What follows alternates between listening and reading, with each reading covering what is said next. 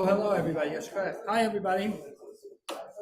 Bruchim habayim. Welcome to the summer learning program. We are very excited that you guys are all here. And I just want to make a few short announcements. And number one, I want to make a few short announcements. I think so. No, it's okay. Number one, that next week we have a fabulous program. The final week of the summer learning program, and please come Monday, Tuesday, Wednesday. Monday we have Rabbi. Tuesday we have a very special shir about 5 major halachic common challenges that are unknown within e-commerce business. If you're selling on Amazon, you're buying on Amazon, you're selling on eBay, you must know about this. And if you're not, you may get a few good business tips. And Wednesday night we're going to have the final class in the series. For those who want to have student workbooks, they're available on this table. We suggest that you give a $10 donation. If you want to take it, you can take it, but please, if you're not sure, you're going to bring it back next week. Leave it here, and we'll give it to you back next week, so at least you'll have it next week. Thank you very much. Without further ado, I want to thank Rabbi Silberberg for making the time to come in tonight, and thanking the JLI institution for giving us this course. Oh, one more announcement, Rabbi Silberberg. I want to thank the sponsor of the week, Rabbi Tuvia Greisman, for all his generosity.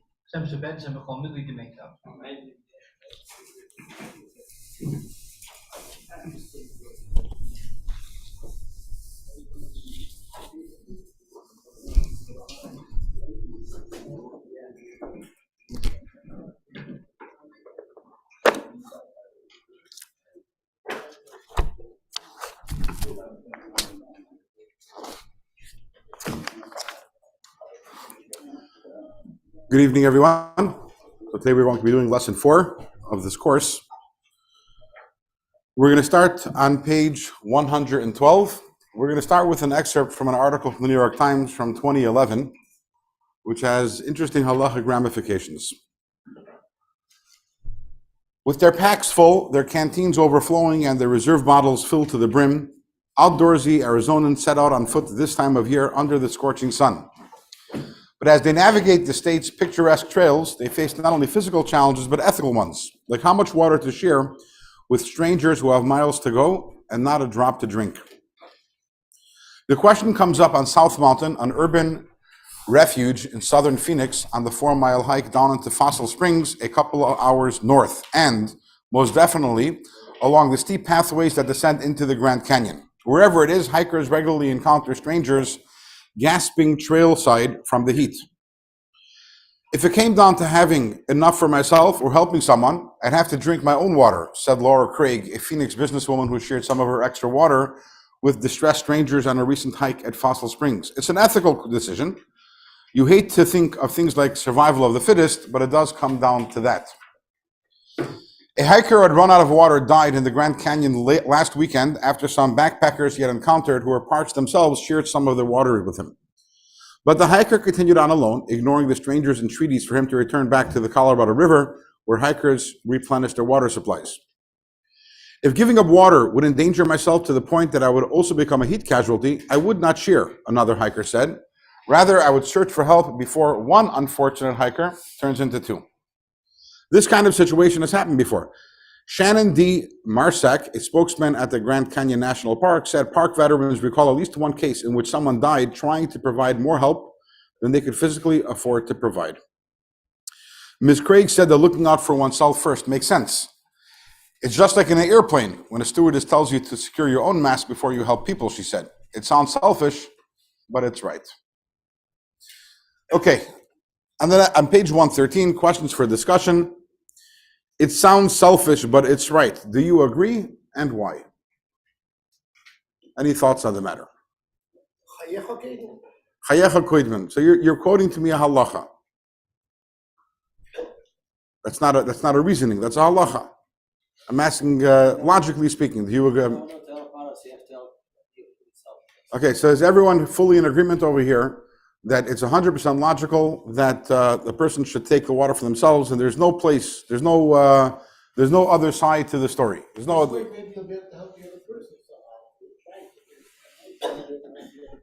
Okay, but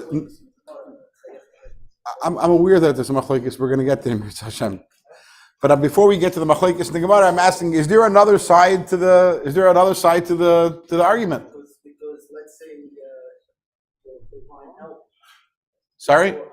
If you say the other person's right, it's possible someone will get help. Okay. So let me paint for you another scenario, which is as follows. So let's say it's Sunday. You have two people in the desert. One person has a canteen full of water. One person has no water. They're not going to arrive at the final destination where they know for sure water is going to be until Tuesday. One person has water that to last him till Tuesday. The other person has no water. If, however, he shares the water, then they both survive till Monday. And Monday, who knows? Maybe they'll bump into someone else who happens to have water also. What would you say then? Sorry? It's not the same scenario. Scenario number one is where by me giving water by person A giving water to person B, person A, they'll both die. I'm saying over here, they might not both die. You never know what happens. They might draw SOS in the sand and maybe a helicopter will come. But we don't know. We don't know. Does that change anyone's mind? Can't go on a maybe. Sorry? You cannot go on a maybe. Okay. Depends on the odds. So even if, in other words, even in a case of a suffix, not Nevada, in a suffix, also over there, you come first before anyone else. Everyone is, okay. Next question. Is there anything amiss with people disagreeing about the answer to this question? Does this surprise you? Would it surprise you if someone had a different opinion on the matter? Or is it reasonable that different people can have different opinions on a certain topic? Is there anything amiss with Talmudic sages debating this matter? Does it surprise you? Excuse me.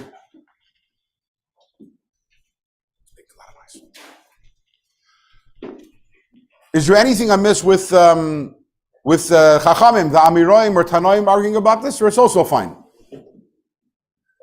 Also fine. Okay, so we're sitting here in a room with Baruch Hashem with a bunch of indoctrinated people over here, so no one has any issues. And in fact, most of us would be very surprised if there was a Torah without machlokes, without difference of opinions. But let's analyze this logically. Sorry? You're asking of psak halacha is one thing. No, I'm not asking about psak halacha. So you yourself are bringing another position, but I'm asking the etzem the kuda that you have, and as we will find out today, and as you mentioned, there is a machlokes brought down in the Gemara. I think we're going to learn it from the Sifri between Rabbi Kiva and Ben Petura about this case, and there's this machlokes about what the halacha should be. And by the way, there's also machlokes what their machlokes is. In other words, the two scenarios that I painted was a machlokes. But besides for that, let's review what we learned in the previous weeks. We talked about the different parts of Torah Shbaal Peh. So we said there's one part of Torah Shbaal Peh which is given to Moshe Rabbeinu by Har Sinai. Does it make sense? Should be any machlokes in that area? L'chayr or not? Okay. Then we said there's another category, another part of Torah Shbaal Peh which is derived. However, remember we gave the example of the Sudoku puzzle. Ultimately, even when we're deriving through the Yud Gimel Midas HaTorah and the Dirashas Ben, when we're deriving halachas from the Torah, what are we arriving at? We're arriving at Ratzon Hashem. Then we said there are Takzeris and Takanas. But even Gzeris and Takanas, if you remember last week also, we said, HaKadosh Baruch Hu says, Af ani maskmi moem. Ultimately, everything that Chazal is saying is the Ratzon Elyon. It's Hashem's Ratzon. So if me and you, if we can have an argument about a topic, I think one way, you can think another way, that's reasonable. But what does Hashem want? Does Hashem want you to share the water? Does Hashem not want you to share the water? How is it possible to have a machlokes? So the fact that human beings can disagree makes sense. But again, if we're coming with the hanacha, if we're coming from the place that every single thing in Torah Shbaal Peh and every halacha is Ratzon Elyon, how could there be a machlokes? What does that mean? Is Hashem undecided? So, in figure 4.1 on page 114, this is a list of the key questions that we are going to be addressing in today's class. Why don't the machlokes and the Gemara undermine the validity of the entire system of halacha? 2, which areas of halacha are subject to debate and difference of opinion? 3, why is there machlokes? Why would Hashem want and or allow this? And 4, when there is a machlokes, How was it resolved? That is really what our class is going to be about. So the first thing we're going to do is we're going to back up, and remember we spoke about 4 different areas of Torah Shbaal, and we're going to figure out in which of these areas is it possible to have machlokes. So if you look in your exercise on page 115, which of the following categories of Torah are more conducive to the existence of machlokes? Rate each category on a scale of 1 to 5, with 5 indicating a strong likelihood for machlokes and 1 indicating a strong likelihood of unanimity. So take a moment and let's see what you have to say on this. Take a moment to think.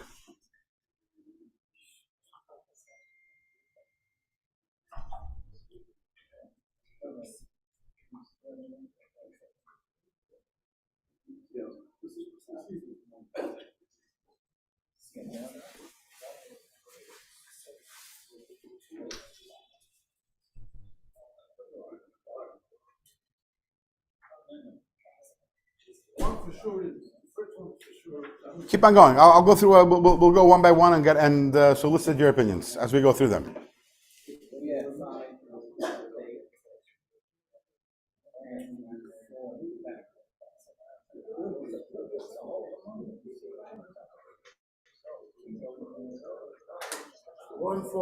I'm not asking you to base this on your experience on learning Gemara. I'm asking you to base this on your understanding of what it is and how likely it should be. That makes sense. I know, we have to almost like deprogram you over here. Okay, so let's do this. 1, received. Is the likelihood for machlokes is low or high? What are the numbers? Very low. Okay, in derived, likelihood for machlokes? Less likely to have machlokes than in received? Or more likely? Okay, it's somewhere in the middle. Legislated? 4.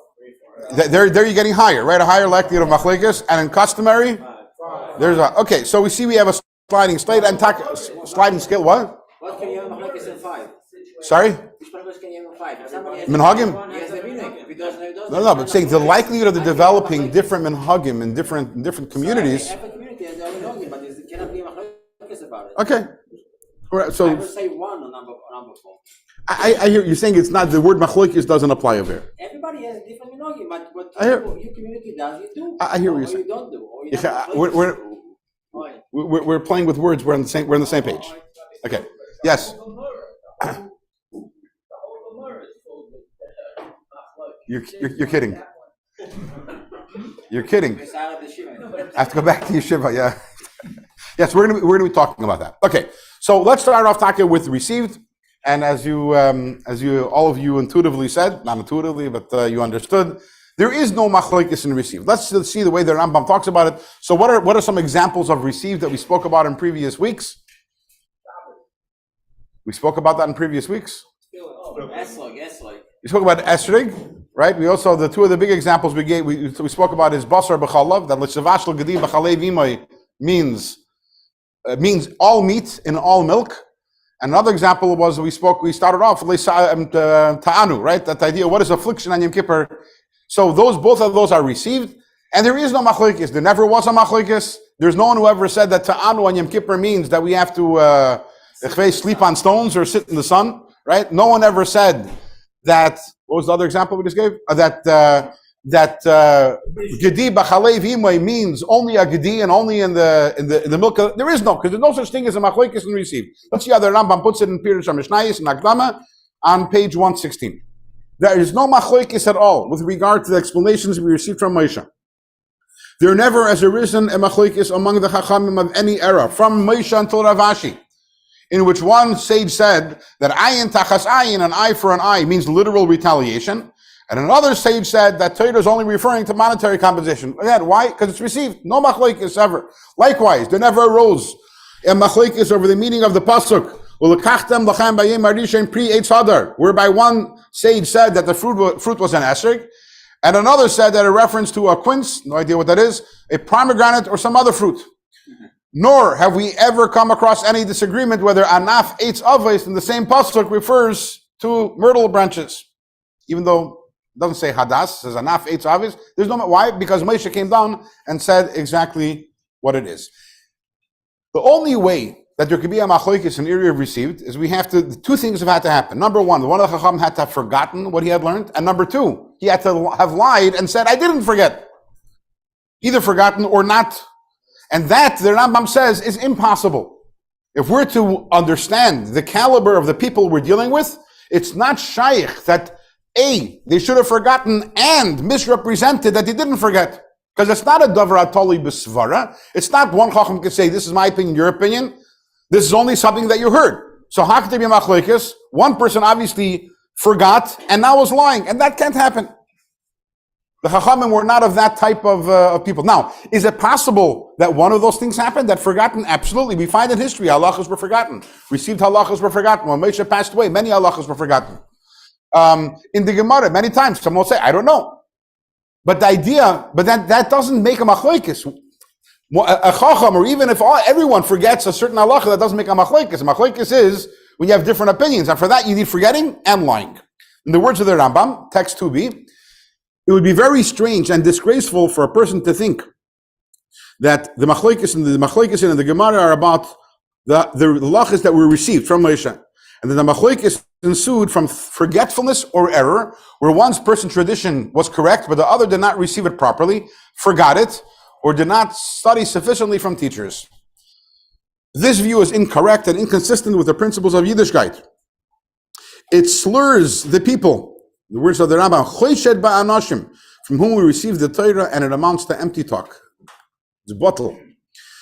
What brings people to believe such faulty ideas is that they're insufficiently versed in the words of the Chachmi HaGemara. They therefore fail to draw a distinction between the basic explanations that we received from Moshe and the halachas that the Chachamim derived through analysis. So people, they see machlokes everywhere in Gemara. So they're like, everything's open to machlokes. No, not everything's open to machlokes. In the area of received, in the area of Mepi HaShmuam, there is no machlokes whatsoever. Okay, so what do we see over here? How about the other areas? When it comes to derived is the Yud Gimel Midah Shater and the Rashes Ban. Absolutely, there could be machlokes. You have different people who can derive different things. Certainly, when it comes to Gzeiros Takanos, there could be machlokes, and we're going to go through all these categories as we move along. And obviously, in Manhagim, could there also, I wouldn't say machlokes, but there can be differences in Minhagim. To my knowledge, everyone agrees with the Rabbi. In the area of Halacha L'Mesha Messina, there is no machlokes. That's a minig. Okay, you're going a little too deep for me. Okay, now if you remember, does it never happen? Sorry. Does it never happen if the Nashai happen? You can have two opinions on what the Messiah is. The Rambam holds that's not shaykh. If you look in Encyclopedia Talmudis, I believe in Halacha L'Mesha Messina, there's a whole conversation about this, but the Rambam definitely holds that it's not shaykh. Which means that by definition, if you see a machlokes, you know it wasn't received. If you remember last week when I gave a mashal of all those things about sukkah, we don't know. So the mashalim that I gave were things that there was a machlokes about, which is how we know. By definition, we know that it's not Mepi HaShmuam. Okay. Now let's move on. Sorry. Yes, yeah. It's the same category. The difference is received. When we say received, we're talking about the pirush on the Torah. Halacha L'Mesha Messina is not a pirush. The idea that Ritzuos have to be black is not a pirush in any pasuk. It's a halacha that comes, or good achis and good asik. Okay. Now, how about derived? Those halachas that are derived. So let's go back to the question with which we started off our class about sharing the water. So, the Torah does not tell us what to do. There is not in Torah Shebiksav, doesn't say what to do. We do have a pasuk, Le'samei dal dam reyecha, which means that if we see a person who's in mortal danger, then we have to help them out. It's an obligation.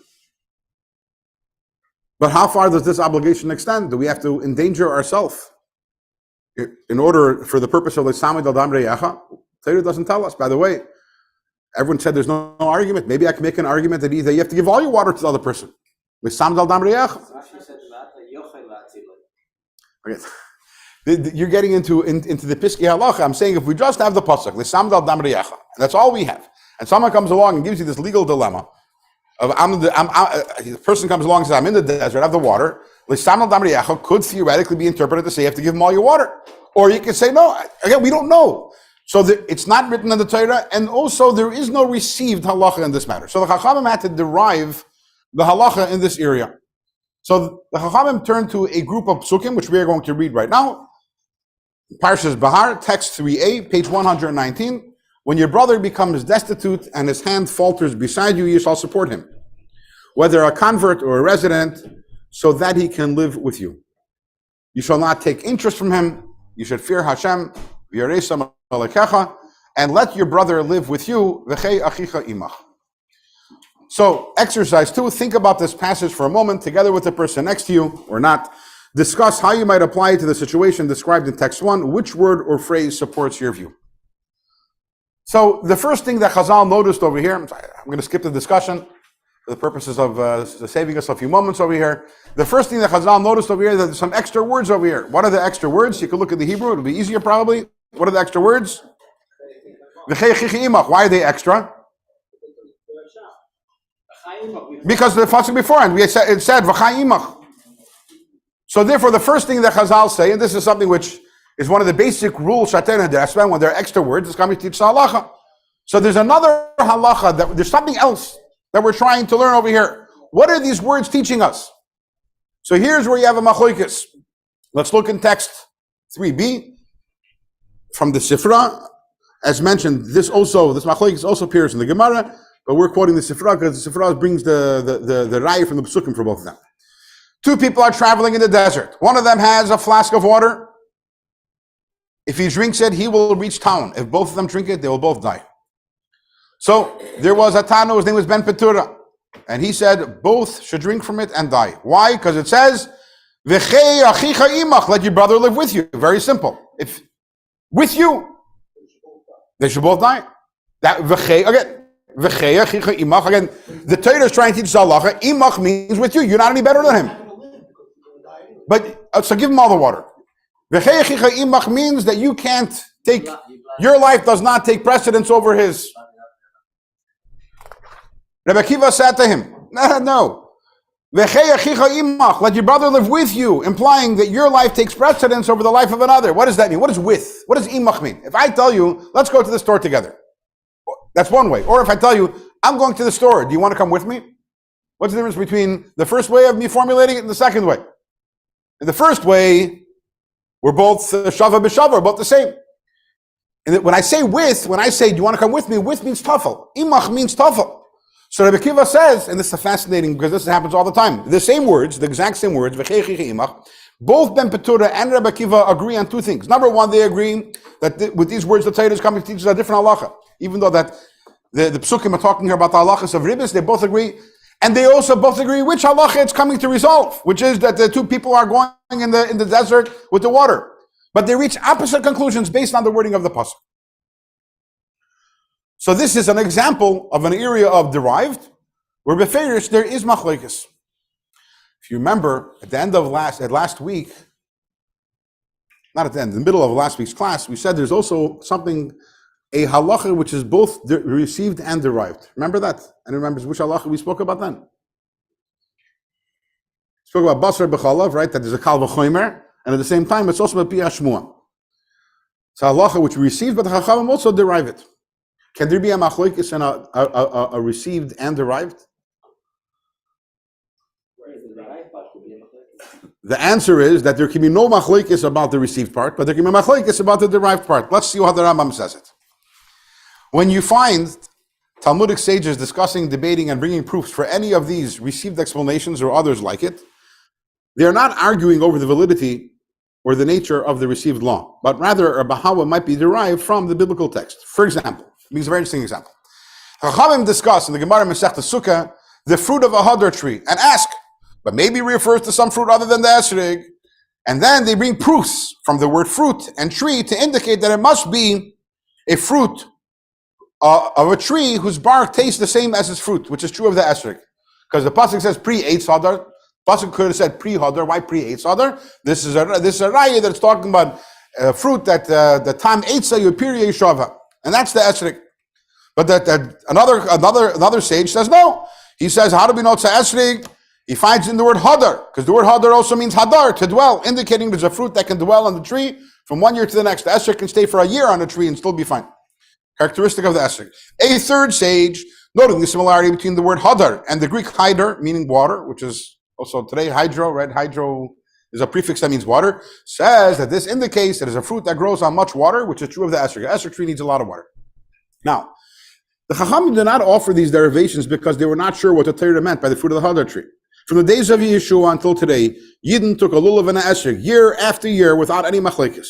Chachamim were merely investigating the biblical allusion for this received tradition. So yes, you will find machlekes in areas which are received, but the machlekes is not about the fact whether it is correct or not. We know it's an esrog. The question is, where in the Torah do we see it? Where was it derived? Because as we said, there's certain halachas which are both received and derived. And there's a beautiful illustration of this idea. It's brought down in the Gemara, which we're going to learn in the Mishnah in Krisos. We're going to read it in a second. So we have Rabbi Akiva. We know he was a Talmud. One of his teachers was Rabbi Yeshua. So he had two, Rabbi Yeshua and Rabbi Eliezer were two teachers. And there's a certain halacha which Rabbi Yeshua taught Rabbi Akiva. It's a din in the dinim of Neusser, and he brought he brought a din from Me'ila, and he made a kal v'chomer about it, and he had a whole binyan, Rabbi Yeshua. Amar Rabbi Akiva, text 5. Rabbi Akiva told him, Im halacha nikabel, v'im ladin yeshuva. Rabbi Akiva said, if this is a law which is received, passed down from Sinai, we will accept it. But if you're deriving it, it can be disproved. This encapsulates what we're saying right now. What Rabbi Akiva says, listen, your kal v'chomer, I have a pircha. I don't think it's a great kal v'chomer. I have a way of knocking off your kal v'chomer.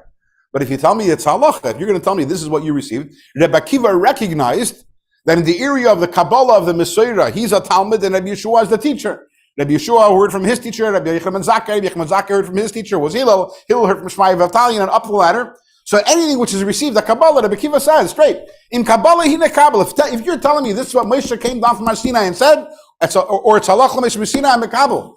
But if it's derived, we can argue. Let's move on to the next two categories.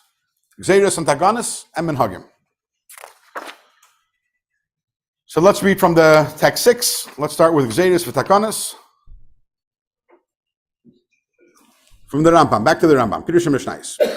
It is also possible for there to be machlokes with regard to the halachas that were established by the Nevi'im and the Chachamim in every generation, when they enacted measures to protect people from violating Yisra and HaTorah. One sage might prohibit something for a particular reason, whereas another could disagree. You find this often in the Gemara where it says this rabbi prohibited this and this because of this and that, and another rabbi did not issue this prohibition.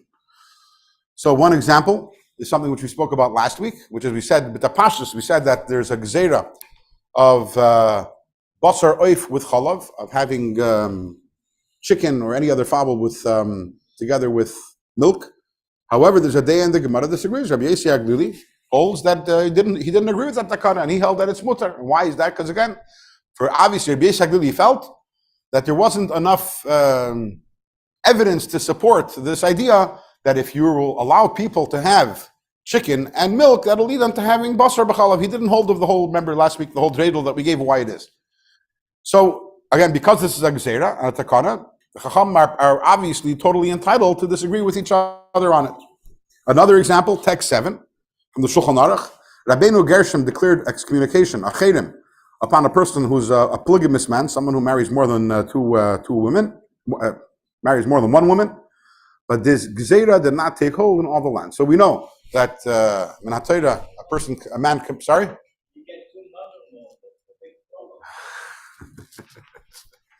Okay, for that we can make exceptions. Maybe if one of the women doesn't have a mother. Back upon him, you have, we know that in Torah, a man is allowed to marry multiple wives, although we know that it was never common, it was never the ideal. The Derech Kala was done in circumstances that were less than ideal. So you look through the Tanakh, the Gemara, where do you find such things? So Avraham had to marry because he didn't have children. Yaakov, because of his situation, kings would do it to create political alliances. But Derech Kala, there's this idea of Alkein Yazav Ish es Aviv V'Simei V'Davak B'Ishtay, not V'Davak B'Noshav. It's not, doesn't say it in the plural. There's this idea of the two halves of a neshama brought down in the Zohar. Sorry? I'm not going there. It's not relevant to our conversation. But Kapanim, as it is, at a certain point in time, Rabbeinu Gershon, 1,000 years ago, a little more than 1,000 years ago, he saw that Pashat, it was leading to multiple issues, multiple problems. It was leading to Shalom Bayis problems. What? Yeah, the issue. That's I don't think that's true. I think that's it's a fairy tale. What? I'm not going to go there. But the bottom line is, he saw the Svarim say there's reasons where he saw a lot of Shalom Bayis issues. In other words, men were mistreating their wives. Very simple. If you have only one wife and you're stuck with her, you have to be nice to her. But if you have three wives, like, okay, so one of them, the one that you're not interested in, you could cause Shalom Bayis issues. People were marrying and they weren't able to afford it. They were not able to afford multiple households.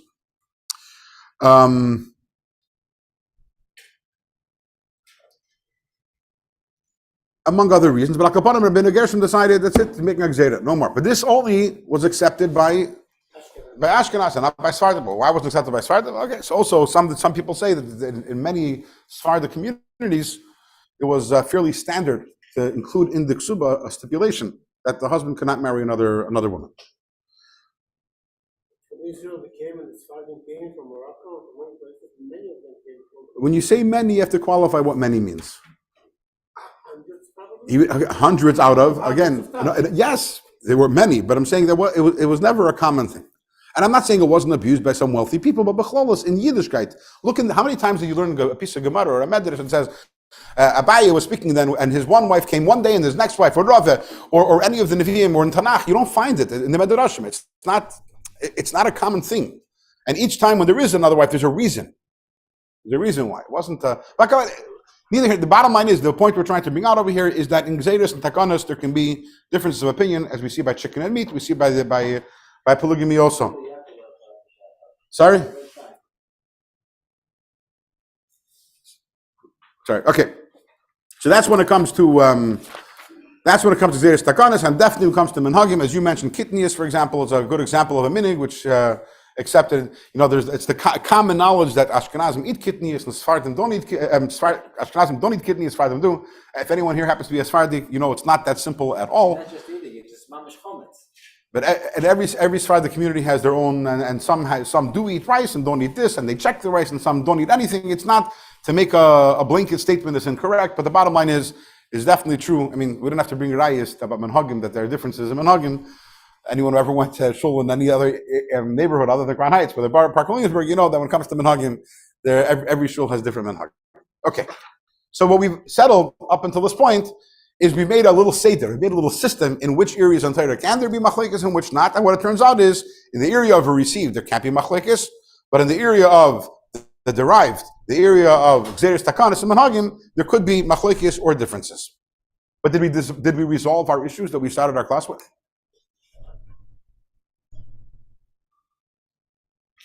Is the Eibishter undecided? In other words, we kind of made sense of it if it were to be a human system. If it's a human system, we can understand why I received there can't be machlekes in it. And in the other areas, which is totally more in shikul hadas, where it's totally in common sense, why there could be differences. But we didn't really tackle the core issue over here. Use the analogy from before. If you're playing Sudoku right, you can't get two different results in the same game. Right. By the way, do you remember that last week I said next week we're going to revisit the Sudoku puzzle? Yeah, we're going to have to revisit that Sudoku puzzle. Okay. What we're going to find out now, something which probably won't be a big surprise to many of you, is that the multiple and different opinions in halacha do not start in the minds of the chachamim, because one of the chachamim thinks one way, one of the chachamim thinks the other way, but it actually starts with Hashem himself, which means that Hashem has different opinions. Let's start with the Gemara in Chagiga, text 9a. He's entitled, some sages rule that an object is tameh, others rule that it is tahir. Some forbid while others permit. Some say it's possible, some say it's kosher. A person might ask, why study Torah under such circumstances?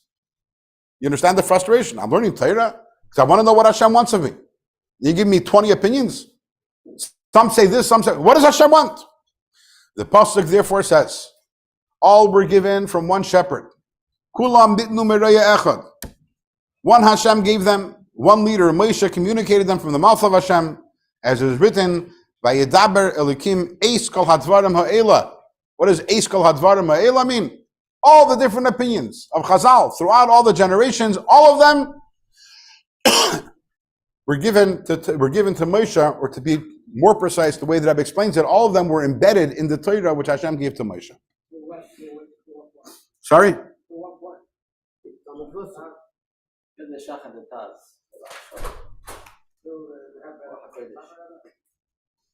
No.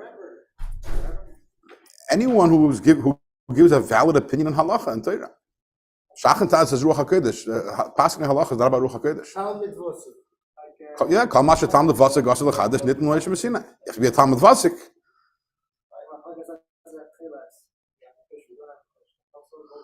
That's a good question. You're getting into pratim, and I have to also put on a little my Ruach HaKodesh cap to answer some of these questions. I'm not there at the moment, but maybe after class. Okay.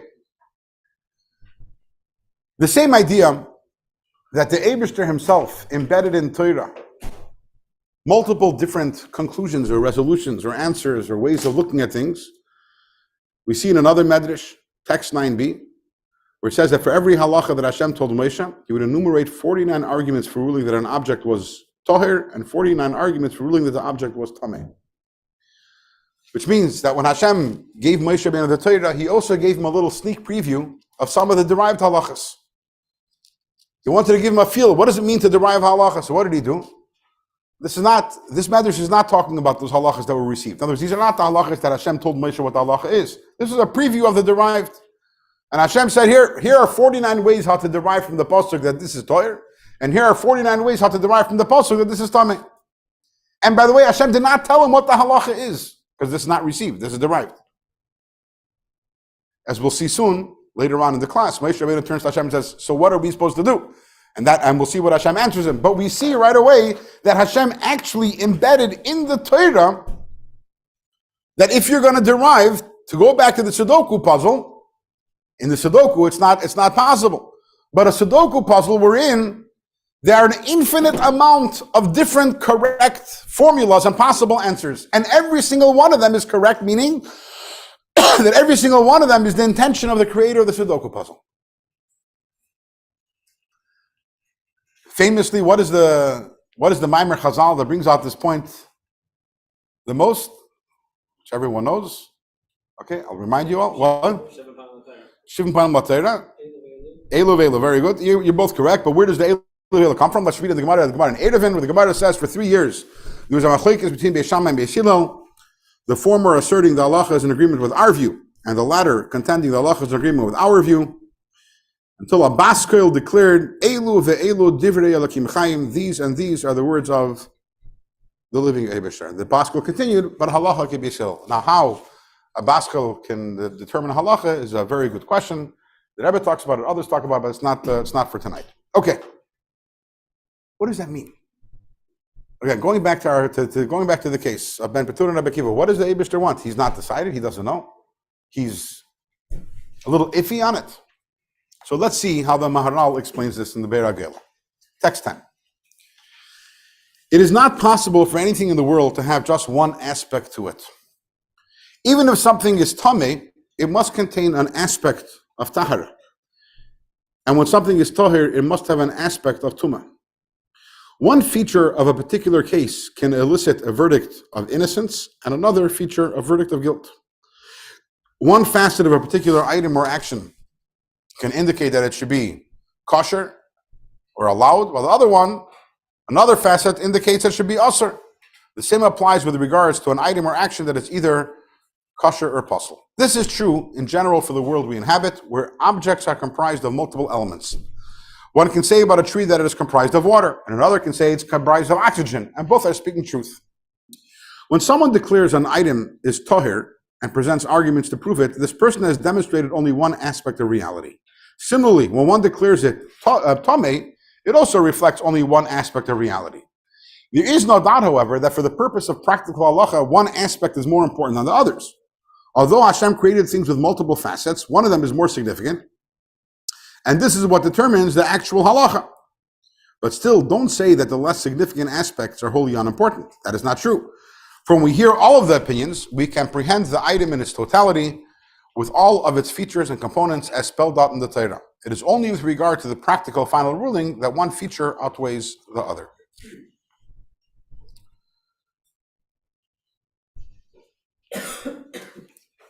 The Maral is saying something very profound over here.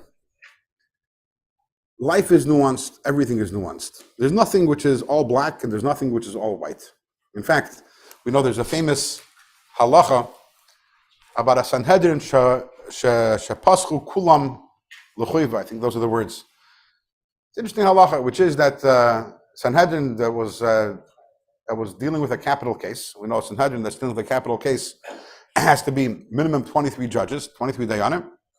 So what happens if a defendant comes and the case is argued, and afterwards the dayanim, the members of the Sanhedrin, they retreat to their chambers and they take right away a straw poll to see what people think. And what happens if initially everyone says, we think the guy's guilty. And what's the halacha? Poiter neiser. That Sanhedrin cannot convict that person.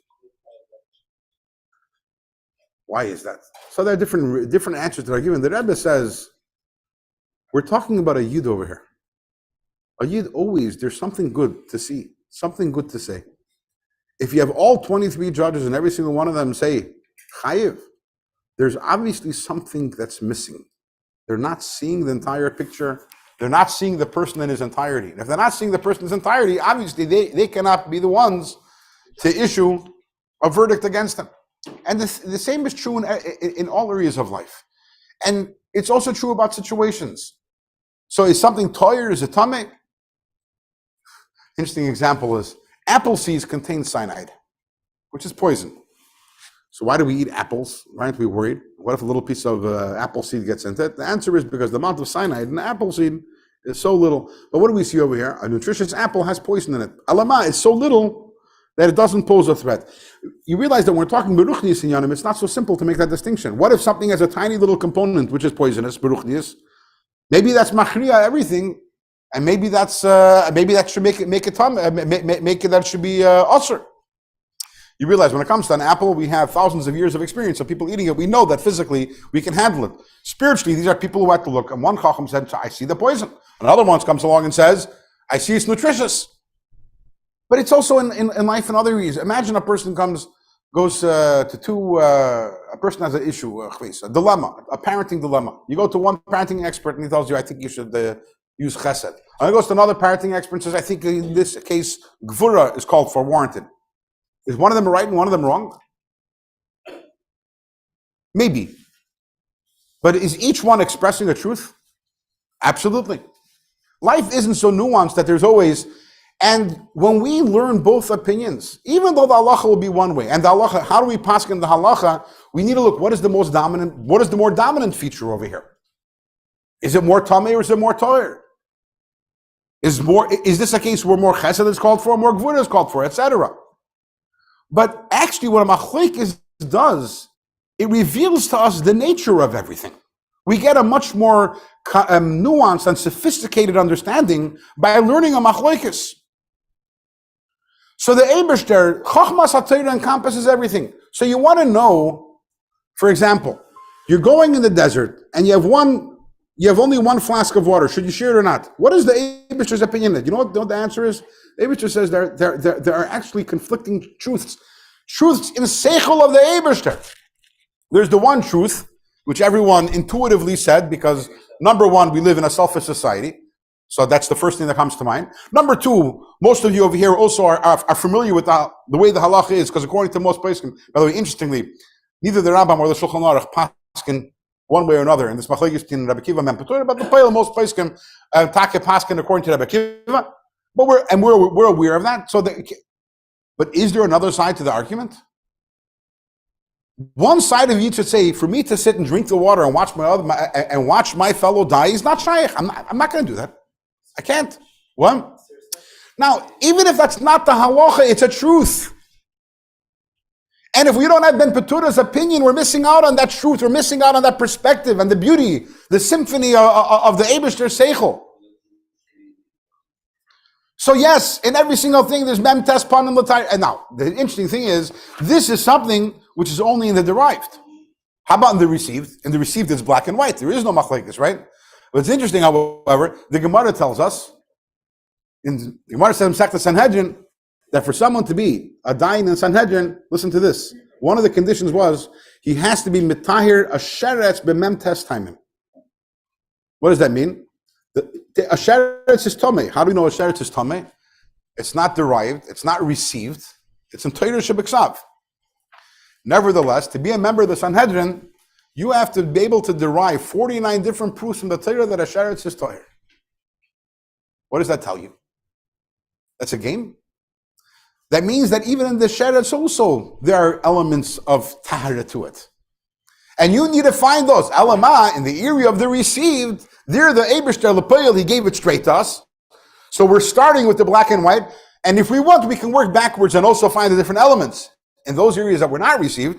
So we come to this place of trying to figure it out and deriving, and thereby we arrive at the Elu V'Elu Direi L'Kim Chaim. And the answer is to all these. So the answer, how is there machlekes? Because the Eibishter has machlekes within himself. Elu V'Elu Direi L'Kim Chaim. Chesed of the Eibishter can see something in one way. The Gvura of the Eibishter can see something in another way. The Teferes of the Eibishter can see something in another way. And these are all Alpi Seichel HaTorah, the Seichel of the Eibishter. We're learning Torah. We're discovering them all. Which leads us to an interesting conclusion. When there's a machlokes in Torah, we never have a question who's right and who's wrong. Because they're both right. The question when there's a machlokes is, what is the halacha? What is the halacha? What halacha means? Halacha is, how do I go? What do I do? L'poil. But who's right, who's wrong? They're both right. They're both right. Now, one of the things about machlokes is that, so then come along people, and they say, 1 second, Rabbi had an opinion, and Rav had an opinion, so I could also have an opinion. He says A, other guy said B, I say C. Shimon Ponim, right?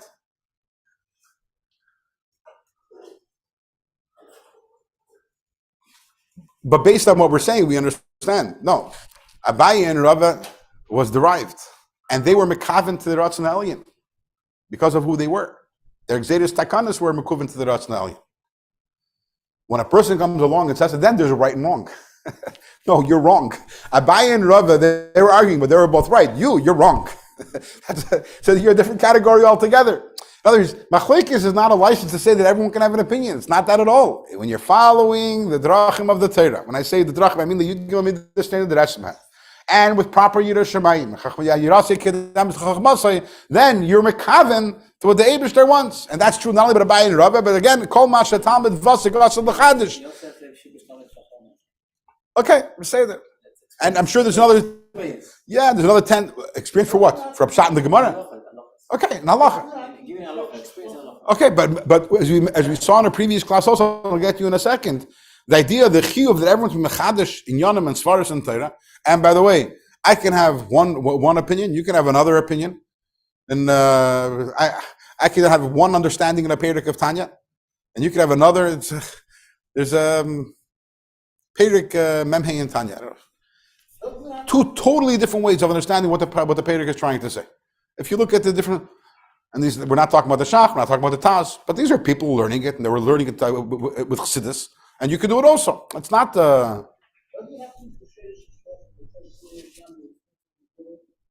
Okay.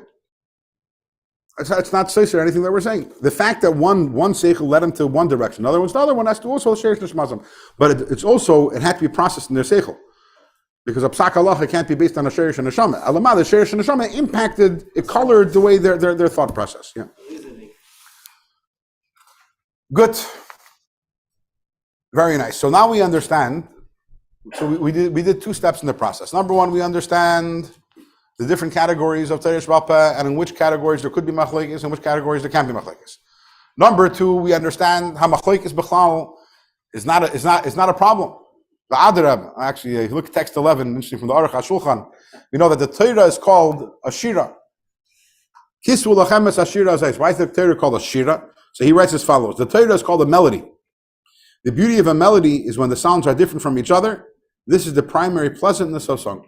It's actually, sometimes you hear a bunch of people, you walk into a room and you cover your ears. It's called a cacophony, right? But when you have an orchestra, you have different sounds. But that's the beauty. Machlokes is everyone, and all together it comes to create the beauty of the Torah that we have, and the beauty of the Chachma of the Eibishter and Ratzon Elyon. But Lepoil, how is halacha paskent? So we have machlokes. So how do we know what to do? And as we mentioned, this is talking what Moshe Rabbeinu turned to the Eibishter and asked the Eibishter.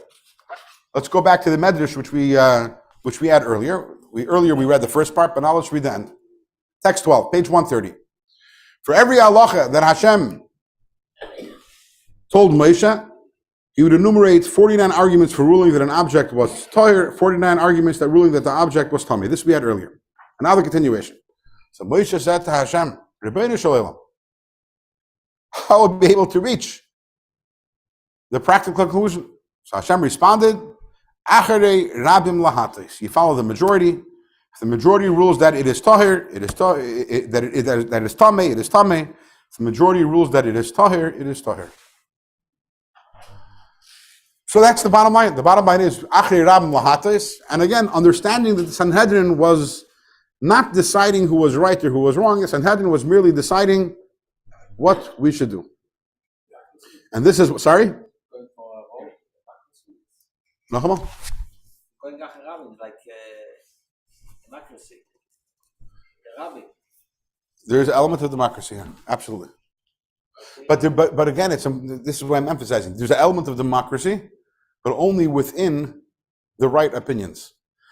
If you have 99% of the people saying a wrong opinion, then we don't follow them. It's only when you're following the derech HaTorah, and you're using the midas hatayna dereshes pen, and then we say that it's the democracy. And absolutely, there's this idea that the one that mahalach, which is more makubal on the roiv, on the majority, therefore is more shaykh to the tachtoinim, more shaykh to us, and that is the emes la'amiti of Torah, is the Torah which is neskabel the most by most people. There's a feidish democratic element over here, yes. And that's why, for the first 1,500 years of Jewish history and Erech, there was no machlokes, it didn't exist. Can you imagine that? They say the joke about this guy one day who was, he went off and he was looking, he needed to find a Rav. He wasn't happy with all the Rabbanim that he had. What else is new?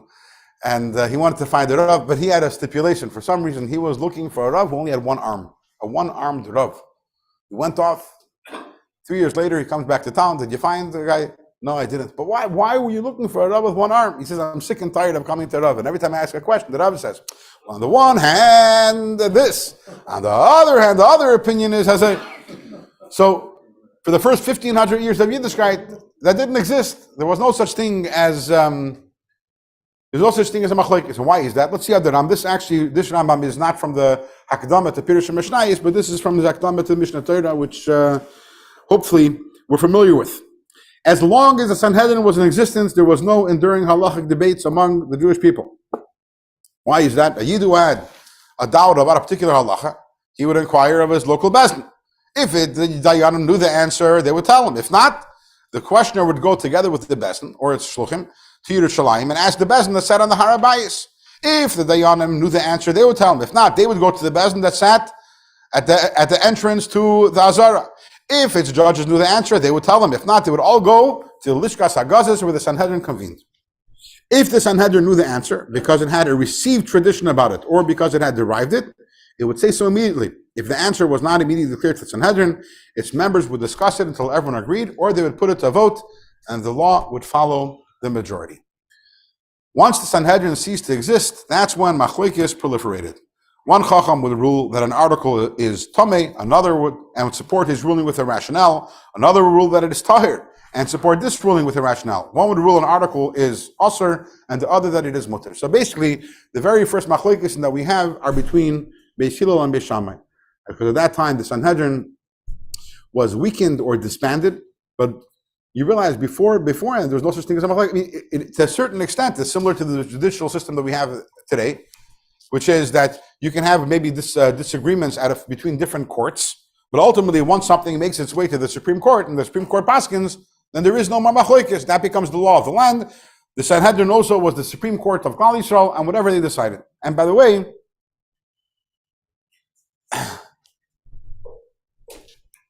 and again, from the time of Hillel and Shammai, the Sanhedrin was sporadic, and it never really was able to regain the same glory it had before, and that's why from that time on, machlokes really.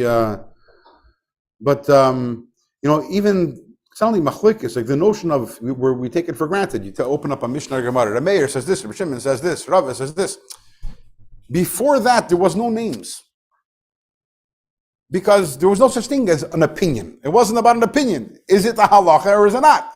What does it mean? If it's ratified by the Sanhedrin or comes from Sanhedrin, it's halacha. There was no, and Sanhedrin was an individual. This is why there's what seems to be a very, you want to say, what's what I'm looking for, word is escaping me, but a very drastic or extreme halacha in the Torah, which is that the halacha of a zaken mamre. A zaken mamre is someone who argues in Sanhedrin, and the zaken mamre is put to death if he disagrees with the halacha of Sanhedrin. What's interesting about the halacha of a zaken mamre is that if me or you were to argue the Sanhedrin, we wouldn't be put to death. We're not qualified.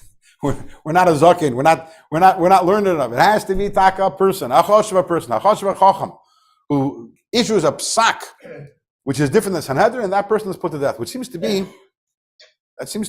drastic. Why? Because he has his opinion. It's machlokes. We're used to it, right? So we're used to machlokes. But again, for the first 1,500 years of Klal Yisrael, and by the way, that's the way it's supposed to be. Machlokes are not supposed. They're supposed to be machlokes, but it's supposed to be resolved by Sanhedrin. In the Mitzvah Hashem, Mashiach will come soon. We'll have a Sanhedrin resolve all the machlokes that we have.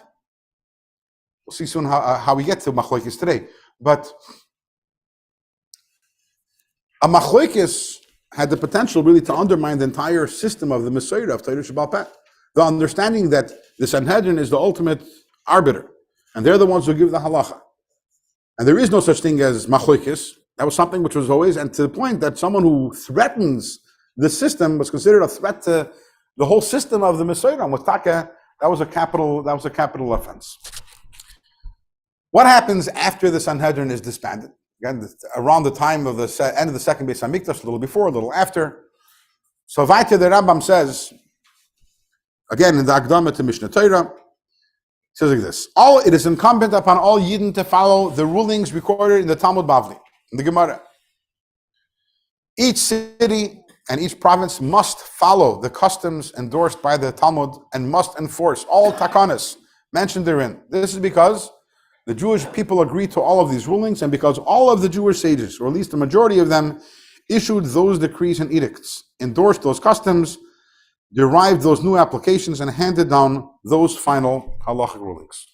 What the Rambam says over there is that the Gemara, when it was redacted by Ravina Ravashi, is the last instance, the last example of something.